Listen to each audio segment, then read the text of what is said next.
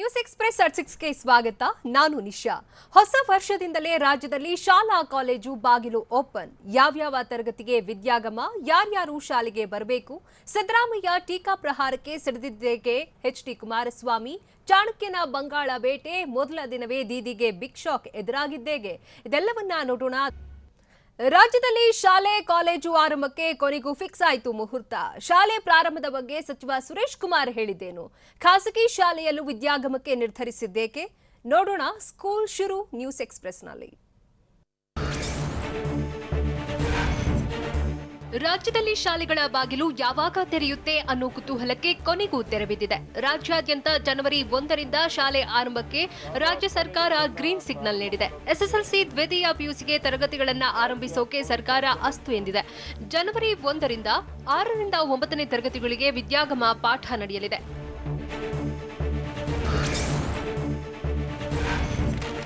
ಹೊಸ ವರ್ಷದಿಂದಲೇ ರಾಜ್ಯದಲ್ಲಿ ಶಾಲಾ ಕಾಲೇಜು ಆರಂಭವಾಗಲಿದೆ. ಎಸ್ಎಸ್ಎಲ್ಸಿ ದ್ವಿತೀಯ ಪಿಯುಸಿಗೆ ತರಗತಿ ಆರಂಭಕ್ಕೆ ಅಸ್ತು ಎಂದಿದ್ದು 6ರಿಂದ 9ನೇ ತರಗತಿಗೆ ಜನವರಿ 1ರಿಂದ ವಿದ್ಯಾಗಮ ಆರಂಭವಾಗಲಿದೆ. ಶಿಕ್ಷಣ ಇಲಾಖೆ ಸಚಿವ ಸುರೇಶ್ ಕುಮಾರ್ ಹಾಗೂ ಅಧಿಕಾರಿಗಳ ಜೊತೆಗಿನ ಸಭೆ ಬಳಿಕ ಗೃಹ ಕಚೇರಿ ಕೃಷ್ಣಾದಲ್ಲಿ ಮಾತನಾಡಿದ ಮುಖ್ಯಮಂತ್ರಿ ಬಿಎಸ್ ಯಡಿಯೂರಪ್ಪ ಈ ಬಗ್ಗೆ ಮಾಹಿತಿ ನೀಡಿದರು.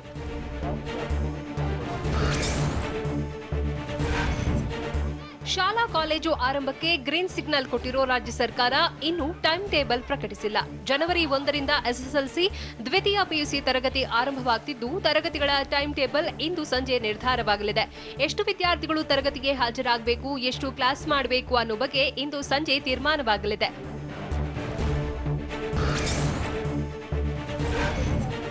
ಸಿಎಂ ಜೊತೆಗಿನ ಮಹತ್ವದ ಸಭೆ ಬಳಿಕ ಮಾತಾಡಿದ ಸಚಿವ ಸುರೇಶ್ ಕುಮಾರ್, ಎಸ್ಎಸ್ಎಲ್ಸಿ ದ್ವಿತೀಯ ಪಿಯುಸಿಗೆ ತರಗತಿ ಆರಂಭಿಸುತ್ತೇವೆ ಎಂದು ಹೇಳಿದರು. ಬೋರ್ಡ್ ಎಕ್ಸಾಮ್ ಇರುವುದರಿಂದ ದ್ವಿತೀಯ ಪಿಯುಸಿ ಎಸ್ಎಸ್ಎಲ್ಸಿ ತರಗತಿ ಪ್ರಾರಂಭ ಮಾಡಲು ಸಲಹೆ ಕೊಟ್ಟಿದ್ದಾರೆ. ಹೀಗಾಗಿ ಎಸ್ಎಸ್ಎಲ್ಸಿ ದ್ವಿತೀಯ ಪಿಯುಸಿಗೆ ತರಗತಿಗಳನ್ನು ಪ್ರಾರಂಭ ಮಾಡುವುದಕ್ಕೆ ನಿರ್ಧರಿಸಿದ್ದೇವೆ. ಯಾವ ರೀತಿ ತರಗತಿ, ಎಷ್ಟು ಅವಧಿ ಎಂದು ನಿರ್ಧಾರ ಮಾಡುತ್ತೇವೆ ಎಂದು ಹೇಳಿದರು.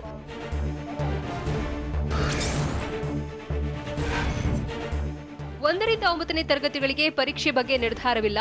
ವಿದ್ಯಾಗಮದ ವಾಸ್ತವ ಪರಿಸ್ಥಿತಿ ನೋಡಿಕೊಂಡು ಪರೀಕ್ಷೆ ಬಗ್ಗೆ ತೀರ್ಮಾನ ಮಾಡುವುದಾಗಿ ಶಿಕ್ಷಣ ಸಚಿವ ಸುರೇಶ್ ಕುಮಾರ್ ಹೇಳಿದರು. ಸದ್ಯ ಶಾಲೆ ಆವರಣದಲ್ಲೇ 6ರಿಂದ 9ನೇ ತರಗತಿವರೆಗೆ ವಿದ್ಯಾಗಮ ಕ್ಲಾಸ್ ಮಾಡುತ್ತೇವೆ. ಒಂದು ತರಗತಿಯಲ್ಲಿ 15 ವಿದ್ಯಾರ್ಥಿಗಳಿಗೆ ವಿದ್ಯಾಗಮ ಕ್ಲಾಸ್ ನಡೆಯಲಿದ್ದು, 1ರಿಂದ 9ನೇ ತರಗತಿವರೆಗೆ ಪಾಸ್ ಫೇಲ್ ಬಗ್ಗೆ ಮಕ್ಕಳಿಗೆ ಯಾವುದೇ ಅಪಾಯ ಆಗದಿರುವ ರೀತಿಯಲ್ಲಿ ಕ್ರಮ ತೆಗೆದುಕೊಳ್ಳುತ್ತೇವೆ ಎಂದು ಹೇಳಿದರು.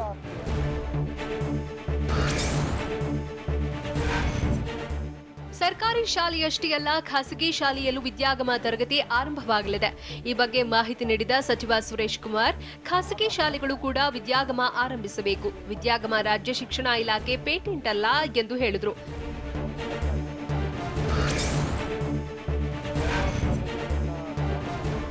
ಖಾಸಗಿ ಶಾಲೆಗಳ ಲಾಭಿಗೆ ಕೊನೆಗೂ ಸರ್ಕಾರ ಮಣಿದಂತಿದೆ. ಪರೋಕ್ಷವಾಗಿ ಶುಲ್ಕ ವಸೂಲಾತಿಗೂ ಖಾಸಗಿ ಶಾಲೆಗಳಿಗೆ ಸರ್ಕಾರ ಗ್ರೀನ್ ಸಿಗ್ನಲ್ ನೀಡಿದೆ. ಸರ್ಕಾರಿ ಹಾಗೂ ಖಾಸಗಿ ಶಾಲೆಗಳು ಎರಡರಲ್ಲೂ ದಾಖಲಾತಿ ಆಗಬೇಕು. ಮುಂದಿನ ತರಗತಿಗೆ ತೇರ್ಗಡೆ ಹೊಂದಬೇಕು ಅಂದ್ರೆ ದಾಖಲಾತಿ ಕಡ್ಡಾಯವಾಗಿದ್ದು, ದಾಖಲಾತಿ ಆದರೆ ಮಾತ್ರ ವಿದ್ಯಾರ್ಥಿಗಳ ಅಂಕಿ ಸಂಖ್ಯೆ ಸಿಗಲಿದೆ ಎಂದು ಶಿಕ್ಷಣ ಇಲಾಖೆ ಹೇಳಿದೆ.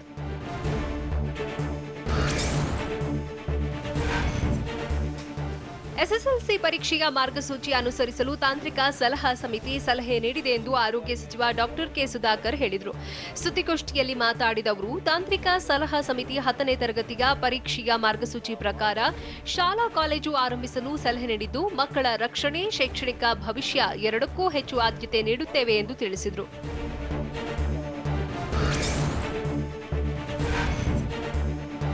ಚಳಿಗಾಲದಲ್ಲಿ ಕೊರೋನಾ 2ನೇ ಅಲೆ ಬರಬೇಕಾಗಿತ್ತು. ಆದರೆ ಕರ್ನಾಟಕದಲ್ಲಿ ಅಂತ ಯಾವುದೇ ವಾತಾವರಣ ಇಲ್ಲ ಎಂದು ಸಚಿವ ಸುಧಾಕರ್ ಹೇಳಿದರು. ಕೊರೋನಾ ನಿಯಂತ್ರಣಕ್ಕೆ ಅಗತ್ಯ ಕ್ರಮ ಕೈಗೊಂಡಿದ್ದು, 2ನೇ ಅಲೆ ಮತ್ತೆ ಬರದೇ ಇರುವ ರೀತಿಯಲ್ಲಿ ಕ್ರಮ ತೆಗೆದುಕೊಂಡಿದ್ದೇವೆ. ಕೊರೋನಾ ಲಸಿಕೆಗಳು ಕೂಡ ಸಿಗುವಂತಾಗುತ್ತದೆ ಎಂದು ಸುದ್ದಿಗೋಷ್ಠಿಯಲ್ಲಿ ಸುಧಾಕರ್ ಹೇಳಿದರು.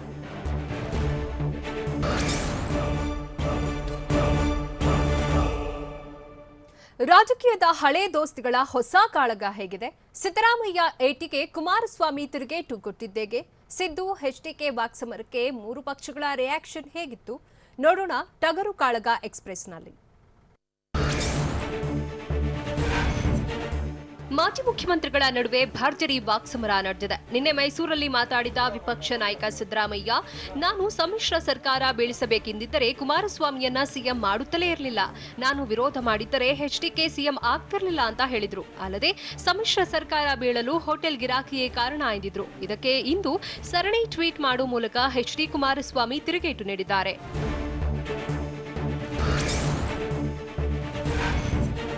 ಪ್ರಾದೇಶಿಕ ಪಕ್ಷ ಕಟ್ಟಿ ಎಂದು ಸಿದ್ದರಾಮಯ್ಯಗೆ ಎಚ್ಡಿ ಕುಮಾರಸ್ವಾಮಿ ಸವಾಲ್ ಹಾಕಿದ್ದಾರೆ.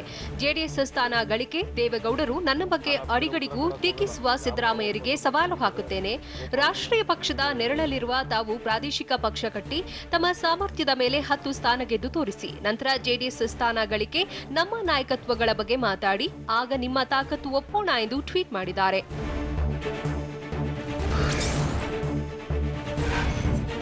ಹೋಟೆಲ್ನಲ್ಲಿ ಕುಳಿತು ರಾಜಕಾರಣ ಮಾಡಿದ್ದ ಎಚ್ಡಿಕೆ ಶಾಸಕರ ಕೈಗೆ ಸಿಗುತ್ತಲೇ ಇರಲಿಲ್ಲ ಎಂದು ಸಿದ್ದರಾಮಯ್ಯ ಆರೋಪಿಸಿದರು. ಇದಕ್ಕೆ ತಿರುಗೇಟು ನೀಡಿರೋ ಎಚ್ಡಿಕೆ, ನಾನು ಹೋಟೆಲ್ನಲ್ಲಿ ಇದ್ದಿದ್ದರೆ ಜನತಾ ದರ್ಶನ ಯಾರು ಮಾಡ್ತಿದ್ರು? ಅಹೋರಾತ್ರಿ ಜನತಾ ದರ್ಶನ ತಾಜ್ ವೆಸ್ಟಿನ್ನಲ್ಲಿ ನಡೆಯುತ್ತಿತ್ತಾ ಅಥವಾ ಸಿಎಂ ಕಚೇರಿಯಲ್ಲಿ ನಡೆಯುತ್ತಿತ್ತಾ ಸಿದ್ದರಾಮಯ್ಯನವರೇ ಎಂದು ಪ್ರಶ್ನಿಸಿದ್ದಾರೆ.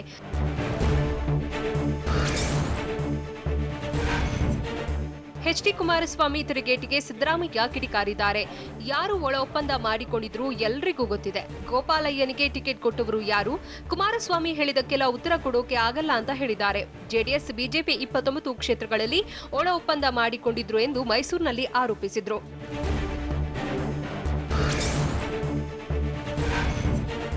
ಕುಮಾರಸ್ವಾಮಿ ಹೋಟೆಲ್ನಲ್ಲಿ ಮೊದಲೇ ರೂಮ್ ಮಾಡಿಕೊಂಡಿದ್ದ ಎಂದು ಎಚ್ಡಿಕೆ ವಿರುದ್ಧ ಸಿದ್ದರಾಮಯ್ಯ ಏಕವಚನದಲ್ಲಿ ವಾಗ್ದಾಳಿ ನಡೆಸಿದ್ದಾರೆ.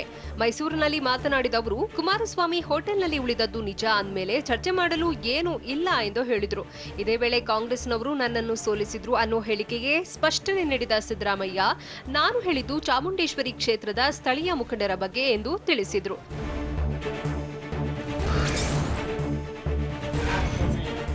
ಸದಾ ಬೆನ್ನಿಗೆ ಚೂರಿ ಇರಿಯುತ್ತಿದ್ದವನಿಗೆ ಈಗ ನೋವು ಗೊತ್ತಾಗಿದೆ ಎಂದು ಸಿದ್ದರಾಮಯ್ಯ ವಿರುದ್ಧ ವಿಧಾನ ಪರಿಷತ್ ಸದಸ್ಯ ಎಚ್ ವಿಶ್ವನಾಥ್ ವಾಗ್ದಾಳಿ ನಡೆಸಿದ್ದಾರೆ.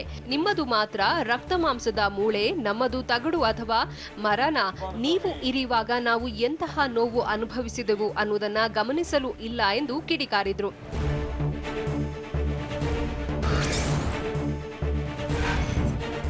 ಸಿದ್ದರಾಮಯ್ಯ ಸೋಲಿಸಿದವರು ಈಗಲೂ ಅವರ ಜೊತೆಗೆ ಇದ್ದಾರೆ ಎಂದು ಸಿದ್ದರಾಮಯ್ಯ ಹೇಳಿಕೆಗೆ ಸಚಿವ ಆರ್ ಅಶೋಕ್ ವ್ಯಂಗ್ಯವಾಡಿದ್ದಾರೆ. ಸಿದ್ದರಾಮಯ್ಯ ಆ ಮಾತು ಡಿಕೆ ಶಿವಕುಮಾರ್ ಕುರಿತೇ ಹೇಳಿರಬೇಕು. ಯಾಕಂದ್ರೆ ಸಿದ್ದರಾಮಯ್ಯ ಹೇಳಿಕೆಗೆ ಡಿಕೆಶಿ ಮೊದಲು ಪ್ರತಿಕ್ರಿಯಿಸಿದ್ದಾರೆ ಅಂತ ಅಶೋಕ್ ಹೇಳಿದ್ರು.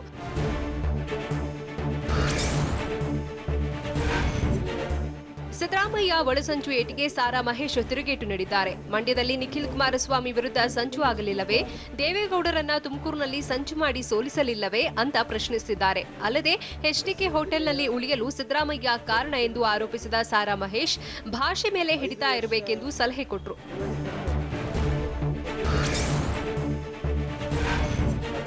ಚಾಮುಂಡೇಶ್ವರಿಯಲ್ಲಿ ತಮ್ಮ ಸೋಲಿಗೆ ಒಳಸಂಚು ಕಾರಣವೆಂಬ ಸಿದ್ದರಾಮಯ್ಯ ಹೇಳಿಕೆ ಸಚಿವ ಕೆಎಸ್ ಈಶ್ವರಪ್ಪ ತಿರುಗೇಟು ನೀಡಿದ್ದಾರೆ. ಶಿವಮೊಗ್ಗದಲ್ಲಿ ಮಾತಾಡಿದ ಅವರು, ಪರಮೇಶ್ವರ್ ಖರ್ಗೆ ಸೋತಾಗ ಏಕೆ ಚರ್ಚೆಗೆ ಬರಲಿಲ್ಲ? ಕಾಂಗ್ರೆಸ್ ನಾಯಕರಿಗೆ ಸಿದ್ದರಾಮಯ್ಯ ಮೇಲೆ ವಿಶ್ವಾಸವಿಲ್ಲ ಎಂದು ಕಿಡಿಕಾರಿದ್ದಾರೆ. ಅಲ್ಲದೆ ಯಾರೋ ಕಟ್ಟಿದ ಹುತ್ತದಲ್ಲಿ ಇವರು ಹಾವಾಗಿ ವಾಸಿಸುತ್ತಿದ್ದಾರೆ. ಅವರು ರಾಜ್ಯದ ದೊಡ್ಡ ಕುತಂತ್ರಿ ರಾಜಕಾರಣಿ ಎಂದು ವಾಗ್ದಾಳಿ ನಡೆಸಿದರು.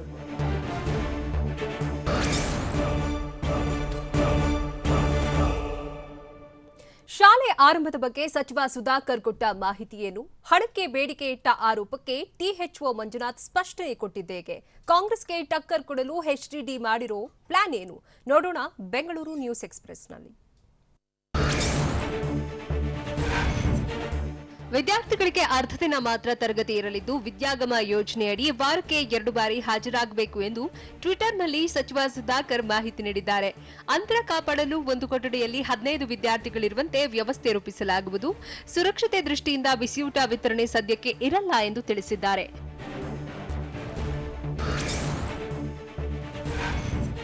ವಸತಿ ಶಾಲೆ ವಿದ್ಯಾರ್ಥಿ ನಿಲಯಗಳಲ್ಲಿರುವ ವಿದ್ಯಾರ್ಥಿಗಳು ಪ್ರವೇಶ ಪಡೆಯುವ 72 ಗಂಟೆಗಳ ಮೊದಲು ಕೋವಿಡ್ ಟೆಸ್ಟ್ ಮಾಡಿಸಿಕೊಂಡು ವರದಿ ಸಲ್ಲಿಸಬೇಕಾಗಿದೆ.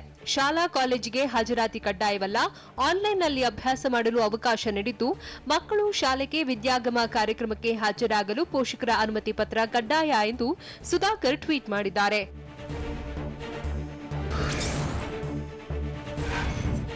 ಹೊಸಕೋಟೆ ಟಿಎಚ್ಒ ಡಾಕ್ಟರ್ ಮಂಜುನಾಥ್ ವೈದ್ಯನ ಬಳಿ ಹಣ ಕೇಳಿದಾಗಿ ಜಯರಾಜ್ ಬೆಂಬಲಿಗರು ಆರೋಪ ಮಾಡಿದ್ದಾರೆ. ಇದಕ್ಕೆ ಪ್ರತಿಕ್ರಿಯಿಸಿರುವ ಮಂಜುನಾಥ್, ನನ್ನ ಮಕ್ಕಳ ಆಣೆ, ನಾನು ಯಾರ ಬಳಿಯೂ ಹಣ ಕೇಳಿಲ್ಲ.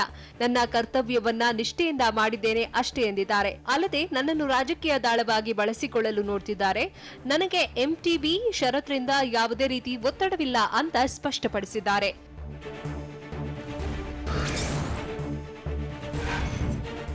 ರಾಜೀನಾಮೆ ನೀಡುವಂತೆ ನನ್ನ ಕುಟುಂಬದವರಿಂದ ಒತ್ತಾಯವಿದ್ದು ಮೇಲಾಧಿಕಾರಿಗಳ ಜೊತೆ ಚರ್ಚಿಸಿ ನಿರ್ಧಾರ ಮಾಡುವುದಾಗಿ ಹೊಸಕೋಟೆ ಟಿಎಚ್ಒ ಮಂಜುನಾಥ್ ಹೇಳಿದ್ದಾರೆ. ನನಗೆ ಹಾಗೂ ನನ್ನ ಕುಟುಂಬಕ್ಕೆ ಪ್ರಾಣ ಬೆದರಿಕೆ ಇದ್ದು ನಮಗೇನಾದ್ರೂ ಆದ್ರೆ ಅದಕ್ಕೆ ಬಿಜೆಪಿ ಎಂಎಲ್ಸಿ ಎಂಟಿಬಿ ನಾಗರಾಜ್ ಆಪ್ತ ಜಯರಾಜ್ ಕಾರಣ ಎಂದು ಆರೋಪಿಸಿದ್ದಾರೆ.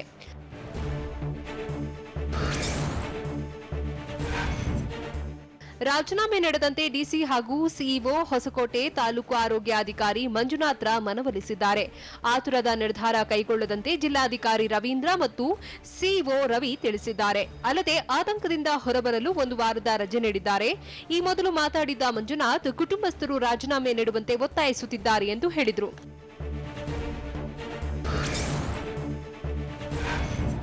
ವಿಧಾನ ಪರಿಷತ್ನಲ್ಲಿ ಗಲಾಟೆ ವಿಚಾರಕ್ಕೆ ಪರಿಷತ್ ಸಭಾಪತಿಗೆ ಕಾಂಗ್ರೆಸ್ ಸದಸ್ಯರು ಬಿಜೆಪಿ, ಜೆಡಿಎಸ್ ಸದಸ್ಯರ ವಿರುದ್ಧ ದೂರು ನೀಡಿದ್ದಾರೆ.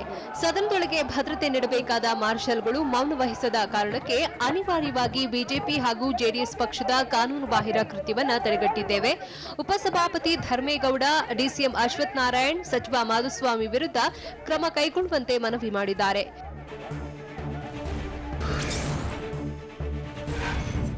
ಸಭಾಪತಿ ಸ್ಥಾನ ಬದಲಾವಣೆ ವಿಚಾರವಾಗಿ ಕಾಂಗ್ರೆಸ್ಗೆ ಟಕ್ಕರ್ ಕೊಡಲು ಬಿಜೆಪಿ ಹೈಕಮಾಂಡ್ ಜೊತೆ ಎಚ್ಡಿ ದೇವೇಗೌಡ ಕೈಜೋಡಿಸಿದ್ದಾರೆ.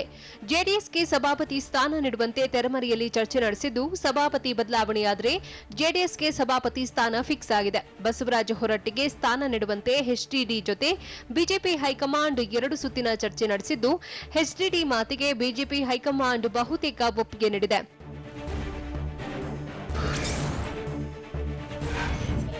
ಕೇಂದ್ರ ಸರ್ಕಾರ ಅಂಬಾನಿ, ಅದಾನಿಗೆ ಅನುಕೂಲವಾಗಲು 3 ರೈತ ವಿರೋಧಿ ಕಾಯ್ದೆ ತಂದಿದ್ದಾರೆ ಎಂದು ಕಾಂಗ್ರೆಸ್ ವಕ್ತಾರ ವಿಎಸ್ ಉಗ್ರಪ್ಪ ವಾಗ್ದಾಳಿ ನಡೆಸಿದ್ದಾರೆ. ಸುದ್ದಿಗೋಷ್ಠಿಯಲ್ಲಿ ಮಾತನಾಡಿದ ಅವರು, ಕೇಂದ್ರ ಸರ್ಕಾರ ವಿಫಲವಾಗಿದೆ ಎಂದು ಸಮಿತಿ ರಚನೆಗೆ ಸುಪ್ರೀಂಕೋರ್ಟ್ ಹೇಳಿದ್ದು, 2ನೇ ಸ್ವಾತಂತ್ರ್ಯ ಸಂಗ್ರಾಮ ಅಂಬಾನಿ, ಅದಾನಿ ವಿರುದ್ಧ ಅಂತ ತಿಳಿಸಿದರು.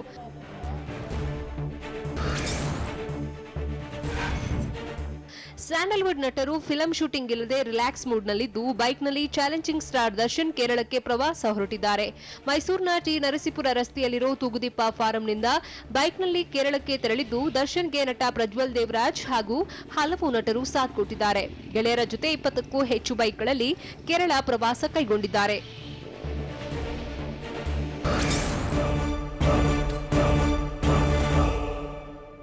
ಕಿಡ್ನಾಪರ್ಸ್ ಕೈಯಿಂದ ಬಚಾವಾದ ಬಾಲಕ ಅನುಭವ್ ಹೇಳಿದ್ದೇನು? ಮಂಡ್ಯ ಜಿಲ್ಲಾ ಬಾಲ ನ್ಯಾಯ ಮಂಡಳಿ ಕೊಟ್ಟ ಐತಿಹಾಸಿಕ ಆದೇಶವೇನು? ಹುಬ್ಬಳ್ಳಿ ತಹಶೀಲ್ದಾರ್ ಕಚೇರಿ ಬಳಿ ಆಪ್ ಕಾರ್ಯಕರ್ತರು ಪ್ರತಿಭಟಿಸಿದ್ದೇಕೆ? ನೋಡೋಣ ಸ್ಟೇಟ್ ನ್ಯೂಸ್ ಎಕ್ಸ್‌ಪ್ರೆಸ್‌ನಲ್ಲಿ. ಕಿಡ್ನಾಪ್ ಆಗಿದ್ದ ಉಜಿರೆ ಬಾಲಕ ಅನುಭವನನ್ನ ಕೋಲಾರ ಪೊಲೀಸರು ಪೋಷಕರಿಗೆ ಒಪ್ಪಿಸಿದ್ದಾರೆ. ಬಾಲಕನ ಅಪಹರಣ ಕೇಸ್ ಸುಖಾಂತ್ಯವಾಗಿದ್ದು, ಮಾಲೂರು ತಾಲೂಕಿನ ಮಾಸ್ತಿ ಠಾಣೆಗೆ ಆಗಮಿಸಿದ ಪೋಷಕರು ಮಗುವನ್ನ ಕಂಡು ಕಣ್ಣೀರಿಟ್ಟಿದ್ದಾರೆ. ಅದರಲ್ಲೂ ಬಾಲಕನ ತಾಯಿ ಅಳುತ್ತಲೇ ಪುತ್ರನನ್ನ ಬಿಗಿದಪ್ಪಿ ಮುತ್ತಿಟ್ಟಿದ್ದಾರೆ.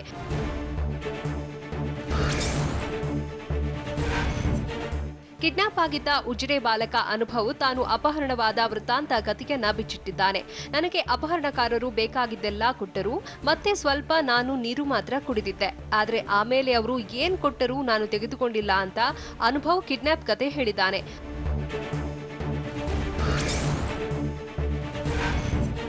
ಇನ್ನು ಕಿಡ್ನಾಪ್ ಆದ ಬಾಲಕ ಅನುಭವನ ತಾಯಿ ಸರಿತಾ ತಮ್ಮ ಮನದಾಳ ಹಂಚಿಕೊಂಡಿದ್ದಾರೆ. ನನ್ನ ಕಣ್ಣೆದುರೇ ನನ್ನ ಮಗುವಿನ ಅಪಹರಣವಾಯಿತು. ಆಗ ನಾನು ಬೊಬ್ಬೆ ಹಾಕಿದೆ, ಕೂಗಾಡಿದೆ. ಪುತ್ರನ ರಕ್ಷಣೆಗೆ ಮುಂದಾದಾಗ ಇಬ್ಬರು ಕಿಡ್ನಾಪರ್ಸ್ ಕಾರ್ನಲ್ಲಿ ಮಗುವನ್ನು ಕರೆದುಕೊಂಡು ಹೋಗಿಬಿಟ್ರು. ಆಗ ನಾನು ಏನು ಮಾಡಲು ಸಾಧ್ಯವಾಗಲಿಲ್ಲ. ಇದೀಗ ನನ್ನ ಮಗ ಸಿಕ್ಕಿದ್ದು ನನ್ನ ಜೀವ ಸಿಕ್ಕಿದೆ, ಹಾಗೆ ಆಗಿದೆ ಅಂತ ಕಣ್ಣೀರಾಗಿದ್ದಾರೆ.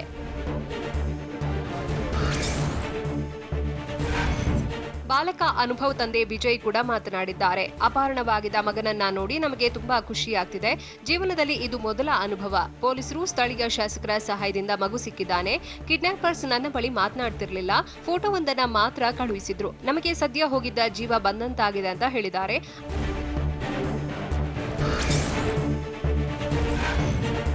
ಹೊಸಕೋಟೆ ಟಿಎಚ್ಒ ಧಮಕಿ ಆರೋಪದ ಮೇಲೆ ಬಿಜೆಪಿ ಎಂಎಲ್ಸಿ ಎಂಟಿಬಿ ನಾಗರಾಜ್ ಆಪ್ತನ ಮೇಲೆ ಎಫ್ಐಆರ್ ದಾಖಲಿಸಲಾಗಿದೆ. ಟಿಎಚ್ಒಗೆ ಧಮಕಿ ಹಾಕಿದ್ದ ಜಯರಾಜ್ ಎಂಬಾತ ಸೇರಿ ಬಾಲಚಂದ್ರನ್, ಮೋಹನ್ ಅನ್ನೋರ ಮೇಲೂ ಪೊಲೀಸರು ಕೇಸ್ ಜಡಿದಿದ್ದಾರೆ. ಹೊಸಕೋಟೆ ಠಾಣೆಯಲ್ಲಿ ಐಪಿಸಿ ಸೆಕ್ಷನ್ 506, 341, 149, 143, 323, 147, 324, 353, 51ಗೆ ಎನ್ಡಿಎಂಎ ಸೆಕ್ಷನ್ ಅಡಿ ಪ್ರಕರಣ ದಾಖಲಿಸಿದ್ದಾರೆ.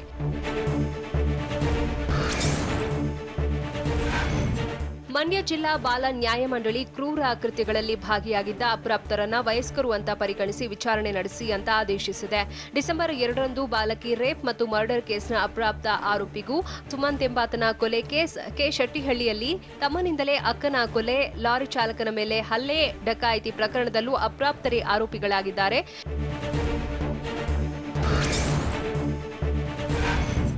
ಹುಬ್ಬಳ್ಳಿಯ ಕುಸಗಲ್ ಸಮೀಪ ಜೂಜಾಟದಲ್ಲಿ ತೊಡಗಿದ್ದ ಇವರನ್ನ ಗ್ರಾಮಾಂತರ ಠಾಣೆ ಪೊಲೀಸರು ಅರೆಸ್ಟ್ ಮಾಡಿದ್ದಾರೆ. ಬಂಧಿತ ಅಬ್ದುಲ್, ಲಾಲಾ ಸಾಬ್, ಖಾಸಿಂ ಸಾಬ್, ಹಜಕಿರ ಸಾಬ, ಆದಂ ಸಾಬ ಅನ್ನೋರಿಂದ ನಗದನ್ನ ವಶಕ್ಕೆ ಪಡೆದಿದ್ದಾರೆ. ಅಲ್ಲದೆ 2 ಮೊಬೈಲ್ಗಳನ್ನು ಜಪ್ತಿ ಮಾಡಿದ್ದಾರೆ. ಈ ಬಗ್ಗೆ ಹುಬ್ಬಳ್ಳಿ ಗ್ರಾಮಾಂತರ ಠಾಣೆ ಕೇಸ್ ದಾಖಲಿಸಿದ್ದಾರೆ.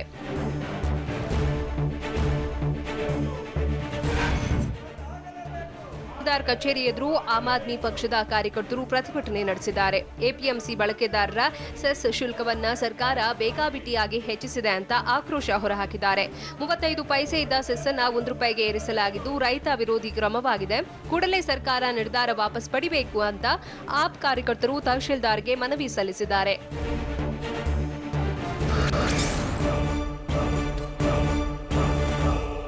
ಕೇಂದ್ರ ಸಚಿವ ಅಮಿತ್ ಶಾ ಕೈಗೊಂಡಿರೋ ಮಿಷನ್ ಬಂಗಾಳ ಹೇಗಿದೆ? ಪಕ್ಷದಲ್ಲಿ ಎದ್ದಿರೋ ಬಂಡಾಯಕ್ಕೆ ಸೋನಿಯಾ ಮುಲಾಮು ಹಚ್ಚಿದ್ದೇಗೆ? 15,000 ಕೋಟಿ ಬೆಲೆ ಬಾಳುವ ಕಂಪನಿಯನ್ನ $1ಗೆ ಮಾರಿದ ಉದ್ಯಮಿ ಯಾರು? ಇಂತಹ ವಿಚಾರಗಳನ್ನ ನೋಡೋಣ ನ್ಯಾಷನಲ್ ಎಕ್ಸ್‌ಪ್ರೆಸ್‌ನಲ್ಲಿ. ಕೇಂದ್ರದ ಕೃಷಿ ತಿದ್ದುಪಡಿ ಕಾಯ್ದೆ ವಿರೋಧಿಸಿ ರೈತರ ಅನಿರ್ದಿಷ್ಟಾವಧಿ ಪ್ರತಿಭಟನೆ ಮುಂದುವರೆದಿದೆ. ದೆಹಲಿಯಲ್ಲಿ ರೈತರ ಹೋರಾಟ 24ನೇ ದಿನಕ್ಕೆ ಕಾಲಿಟ್ಟಿದೆ. ಚಳಿ ಶೀತಗಾಳಿಗೆ ಪ್ರತಿಭಟನೆ ವೇಳೆ ಹಲವು ರೈತರು ಮೃತಪಟ್ಟಿರುವುದರಿಂದ ಪ್ರತಿಭಟನಾ ನಿರತ ರೈತರು ನಾಳೆ ಶೋಕ ದಿನ ಆಚರಣೆ ಮಾಡಲಿದ್ದಾರೆ.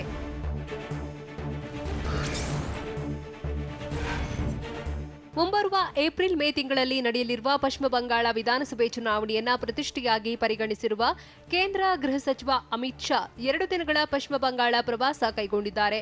ಬಿಡ್ನಾಪುರದ ರಾಮಕೃಷ್ಣ ಮಿಷನ್ ಹಾಗೂ ಸಿದ್ದೇಶ್ವರಿ ಕಾಳಿ ದೇಗುಲಕ್ಕೆ ಭೇಟಿ ನೀಡಿರುವ ಅಮಿತ್ ಶಾ ಬೃಹತ್ ರ್ಯಾಲಿ ನಡೆಸಿದರು.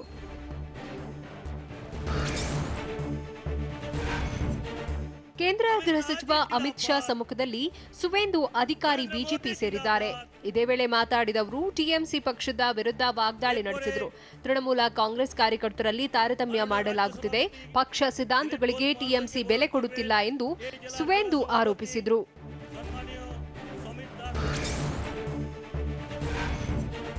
ಬಂಡಾಯ ನಾಯಕರ ಜೊತೆಗೆ ಇಂದು ಕಾಂಗ್ರೆಸ್ ಅಧ್ಯಕ್ಷೆ ಸೋನಿಯಾ ಗಾಂಧಿ ಚರ್ಚಿಸಿದ್ದಾರೆ. ಪಕ್ಷದ ನಾಯಕತ್ವ ಬಿಕ್ಕಟ್ಟಿನ ಬಗ್ಗೆ ಪತ್ರ ಬರೆದು ಬಹಿರಂಗ ಅಸಮಾಧಾನ ಹೊರಹಾಕಿದ್ದ 23 ಬಂಡಾಯ ನಾಯಕರ ಜೊತೆ ಕಾಂಗ್ರೆಸ್ ನಾಯಕಿ ಸೋನಿಯಾ ಗಾಂಧಿ ಚರ್ಚಿಸಿದ್ದಾರೆ. ರಾಜಸ್ಥಾನ ಸಿಎಂ ಅಶೋಕ್ ಗೆಹ್ಲೋಟ್, ಪೃಥ್ವಿರಾಜ್ ಚೌಹಾಣ್, ಭಕ್ತ್ ಚರಣ್ ದಾಸ್, ಗುಲಾಬ್ ನಬಿ ಆಜಾದ್ ಸಭೆಯಲ್ಲಿ ಭಾಗಿಯಾಗಿದ್ದರು.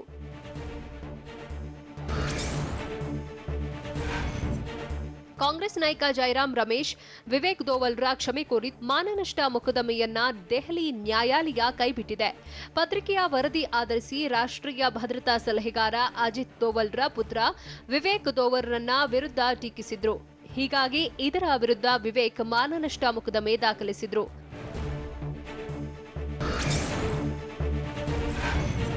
ಅನಿವಾಸಿ ಭಾರತೀಯ ಉದ್ಯಮಿ ಬಿಆರ್ ಶೆಟ್ಟಿ ತಮ್ಮ ಕಂಪನಿಯನ್ನ ಕೇವಲ $1 ಅಮೆರಿಕನ್ ಡಾಲರ್ಗೆ ಮಾರಾಟ ಮಾಡಿದ್ದಾರೆ. ಕಳೆದ ಡಿಸೆಂಬರ್ನಲ್ಲಿ ಫಿನಾಬ್ಲರ್ ಪಬ್ಲಿಕ್ ಲಿಮಿಟೆಡ್ ಕಂಪನಿಯ ಮಾರುಕಟ್ಟೆ ಮೌಲ್ಯ $2 ಬಿಲಿಯನ್ ನಷ್ಟಿತ್ತು. ಆದ್ರೀಗ ಇಸ್ರೇಲ್ ಯುಎಇ ಒಕ್ಕೂಟಕ್ಕೆ ಫಿನಾಬ್ಲರ್ ಪಬ್ಲಿಕ್ ಲಿಮಿಟೆಡ್ ಕಂಪನಿಯನ್ನ ಕೇವಲ $75ಗೆ ಮಾರಾಟ ಮಾಡಿದ್ದು ಕಂಪನಿಯನ್ನ ಲಂಡನ್ ಷೇರುಪೇಟೆ ಅಮಾನತಿನಲ್ಲಿಟ್ಟಿದೆ.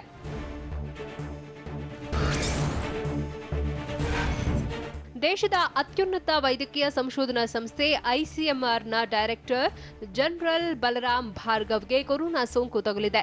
ದೆಹಲಿಯ ಏಮ್ಸ್ ಆಸ್ಪತ್ರೆಗೆ ಬಲರಾಮ್ ಭಾರ್ಗವ್ ದಾಖಲಾಗಿದ್ದಾರೆ. ಐಸಿಎಂಆರ್ ಸಂಸ್ಥೆ ಭಾರತ್ ಬಯೋಟೆಕ್ ಜೊತೆಗೂಡಿ ಕೊರೋನಾ ವೈರಸ್ ವಿರುದ್ಧದ ಕೋವ್ಯಾಕ್ಸಿನ್ ಲಸಿಕೆ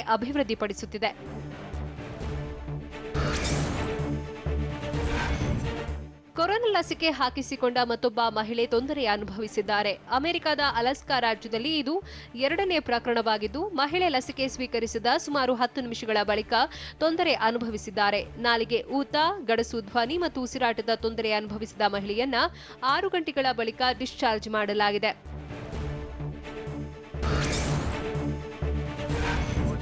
H-1B ವೀಸಾದಡಿ ನೆಲೆಸಿರುವ ಉದ್ಯೋಗಿಗಳ ಸಂಗಾತಿಗೆ ಮತ್ತು ಕುಟುಂಬದವರಿಗೂ ಉದ್ಯೋಗ ದೃಢೀಕರಣ ದಾಖಲಾತಿ ವಿಸ್ತರಿಸುವಂತೆ ಅಮೆರಿಕದ 60 ಜನಪ್ರತಿನಿಧಿಗಳ ನಿಯೋಗವೊಂದು ಜೋ ಬೈಡನ್ರನ್ನ ಒತ್ತಾಯಿಸಿದೆ. H-1B ವೀಸಾ ಹೊಂದಿರುವವರು ಸಂಗಾತಿಗಳಿಗೆ ಅಮೆರಿಕದಲ್ಲಿ ನೌಕರಿ ಮಾಡಲು ಅನುಮತಿ ನೀಡುವ H-4 ವೀಸಾವನ್ನು ರದ್ದುಗೊಳಿಸುವ ಟ್ರಂಪ್ ಆಡಳಿತದ ನಿರ್ಧಾರ ಕೈಬಿಡುವಂತೆ ಮನವಿ ಮಾಡಲಾಗಿದೆ.